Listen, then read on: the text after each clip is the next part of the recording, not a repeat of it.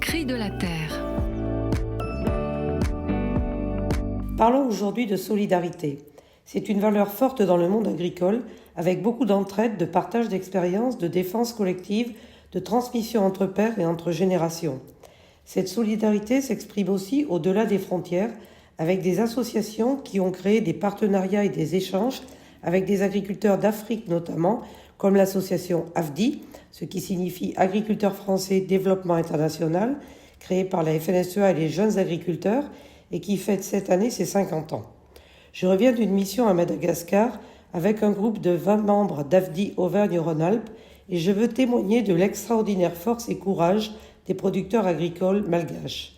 Tout au long des périlleux trajets sur les routes en très mauvais état, ils sont très nombreux à travailler tôt le matin dans les rizières, les champs, les vergers, à la force des bras, sans mécanisation aucune, des terres agricoles productives dédiées prioritairement à l'alimentation de leurs familles très nombreuses. Beaucoup de femmes, bébés sur le dos, assurent les travaux de semis, sarclage, récolte, après la préparation des terres à la bêche par les hommes. Une mosaïque de parcelles aux nuances de couleurs vertes au gré des saisons qui donne des paysages magnifiques et époustouflants. Sur l'île Rouge, les Malgaches méritent leur réputation de peuple joyeux. Malgré une grande pauvreté qui saisit le regard partout, les enfants sont souriants, toujours proches de leurs parents et grands-parents.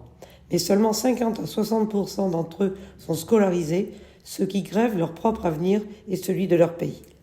J'ai vu des initiatives extraordinaires en faveur des enfants pour construire et agrandir des écoles en partenariat avec des municipalités, des régions, des associations, des fondations françaises, favorisant la création de jardins scolaires pour nourrir les enfants scolarisés et même accueillir les enfants des rues, victimes de malnutrition.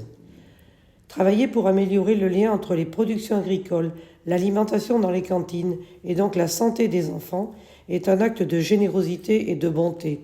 Et terminer le séjour par une messe avec 4000 personnes, avec les chants rythmés, colorés et animés par les 1000 écoliers scolarisés dans l'école créée par le Père Pedro, transmet une énergie et une espérance à toute épreuve.